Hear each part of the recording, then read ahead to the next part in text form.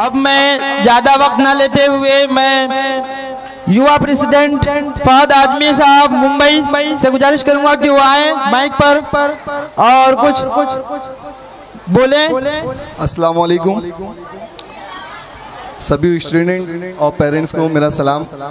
आपने और ये सर को मैं बहुत बहुत शुक्रिया अदा करूंगा कि सर ने मुझे इस प्रोग्राम में बुलाया, मुझे इस लायक समझा। एक तो सबसे बड़ी बात क्या होती है, जब हम प्रोग्राम में आते हैं तो हम बहुत सारे स्टूडेंट से मिल लेते हैं, बहुत सारे पेरेंट्स हमको देख लेते हैं, तो मालूम पड़ता है कि हमारे एरिया कोई जिम्मेदार आए हैं। कैसा हम डोर टू डोर जाके हर किसी से मिल नहीं पाते।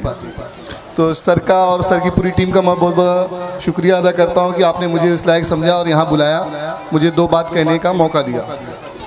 दोस्तों और सभी स्टूडेंट और सभी पेरेंट्स, जितनी भी मेरी माँ बहनें बैठी हैं, मैं सभी से सिर्फ एक ही बात बोलना चाहूँगा कि जो हमारी ये स्कूल चल रही है जाकिर स्कूल, माशाल्लाह स्टार्ट से लेके जब मैं इलेक्शन लड़ने आया था तब से इन्होंने मुझे बहुत हेल्प किया और मुझसे भी जो बन पड़ा मैंने भी सर को हेल्प किया।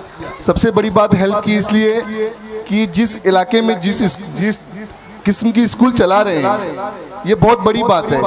एक इंग्लिश के साथ में एक अरबी तालीम को लेके चलना, एक अपने कल्चर को और अपने धर्म को लेके चलना, अपने धर्म के बारे में बताना, ये बहुत बड़ी चीज़ है।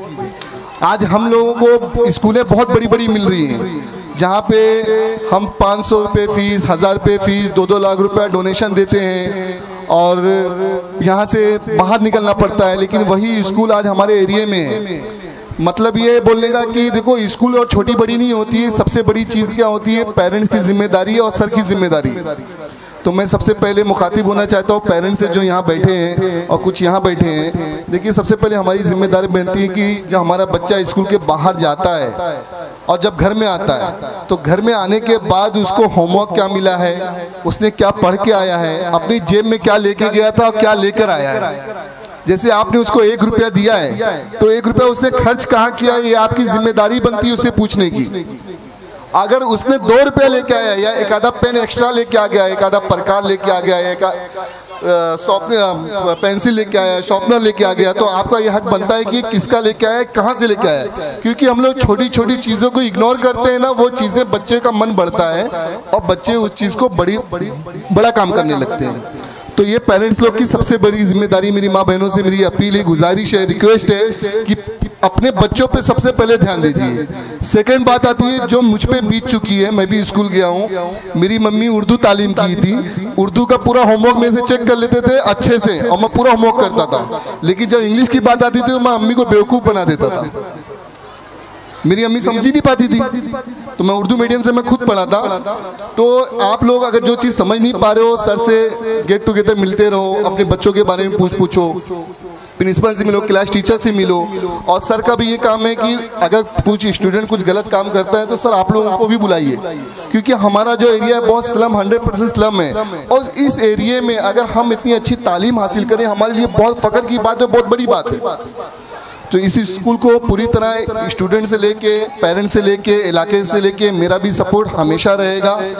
और थर्ड बात ये आती है कि देखिए आज हम बोलते ना कि पान खाना और सिगरेट पीना, गोवा गुटखा खा के यहाँ वहाँ हम ना बहुत अच्छा पैसा खर्चा कर देते हैं, लेकिन बच्चों पे ना उनके ड्रेस का, उनके यूनिफॉर्म का बिल्कुल हम लोग ख्याल नहीं रखते हैं। तो सबसे पहले जब बच्चा सो के उठता है तो उसको नहला धुला के उसके साफ सुथरे यूनिफॉर्म के साथ में भेजो।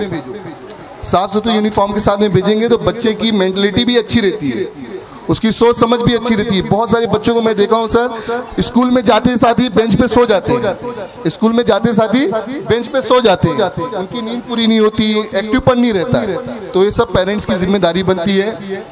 और सर बहुत बहुत शुक्रिया, मैं फिर से बोलूँगा कि आपका स्कूल माशाल्लाह 10वीं तक हो जाए, कम से कम 10वीं तक तो हो जाना चाहिए। और हमारे रफ़ीक नगर के सबसे ज़्यादा स्टूडेंट है मेरे इलाके की, मैं वहाँ से कॉर्पोरेटर हूँ। मेरी यही दुआ रहेगी कि और ज़्यादा तरक्की करे स्कूल, अच्छे से अच्छे सर आए और अच्छे से अच्छे स्टूडेंट बन के आगे निकले। जब ये बच्चे ना मुझे कहीं रोड पे मिलते हैं ना तो जैसे ही बोलते हैं ना फहद आजमी, मैं बहुत खुश हो जाता हूँ, मैं समझ जाता हूँ ये जाकिर स्कूल के बच्चे, बड़ी खुशी होती है। क्योंकि ये बच्चों से मैं मिलता हूँ, भले से मैं सबका नाम तो नहीं जानता, मुझे जानते हैं मेरे लिए बड़ी बात। तो बच्चों, आप अपने पेरेंट्स की इज्जत करो, अपने उस्ताद की इज्जत करो, अपने पड़ोसियों से की इज्जत करो।